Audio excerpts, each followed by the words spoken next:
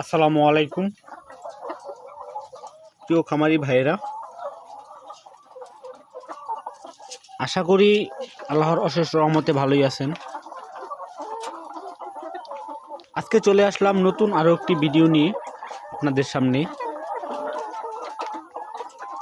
আজকে আলোচনা করব লেয়ার খামারে ডিম কমে যাওয়ার কারণ। বর্তমান সময়ে লেয়ার খামারগুলোতে ডিম প্রোডাকশন যতটুকু পাওয়ার কথা ততটুকু পাচ্ছে না। এমনকি আমার খামারেও প্রোডাকশন অনেকটা ডাউন হয়ে গেছে। 94-95% পর্যন্ত প্রোডাকশন ছিল গত দিনগুলোতে, কিন্তু ইদানিং 10%-এর মতো প্রোডাকশন কমে গেছে। তো এটার মূলত কারণ কি? বর্তমান সময়ে প্রোডাকশন কমে যাওয়ার কারণ কি? তো যতটা জানতে পারলাম বিভিন্ন ভেটেরিনারি ডাক্তার এবং যারা অভিজ্ঞ খামারি আছেন তাদের কাছ থেকে, এই সময়টাতে ভাদ্র আশ্বিন মাসে আবহাওয়া তাপমাত্রা প্রতিদিনই ওঠানামা করে। এই তাপমাত্রা ওঠানামা করার কারণে মুরগি প্রোডাকশন কমে যায়। তাপমাত্রা যখন স্বাভাবিক হবে তখন এই প্রোডাকশনটা আবার আগের অবস্থায় ফিরে যাবে। এই আবহাওয়া ওঠানামা করার কারণে বিভিন্ন রকমের সমস্যা হয়।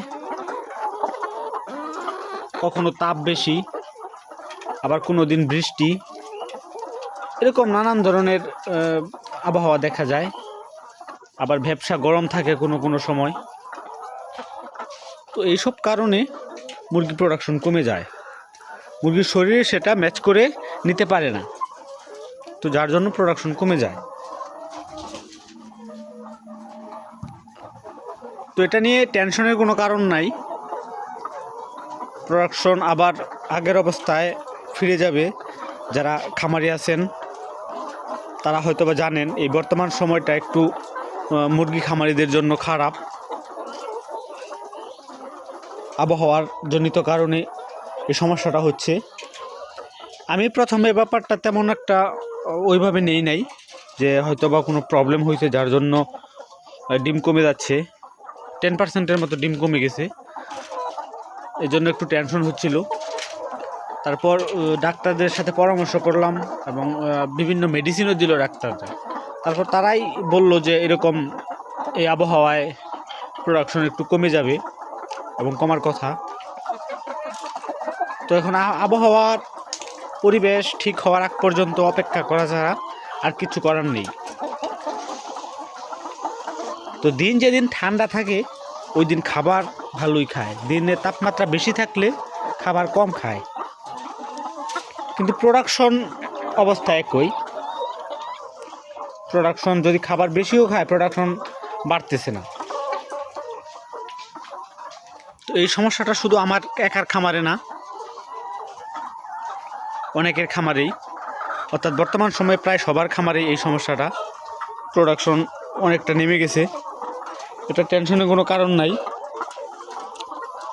সামনে শীত আসতেছে, তখন হয়তো বা প্রোডাকশন স্বাভাবিক হয়ে আসবে।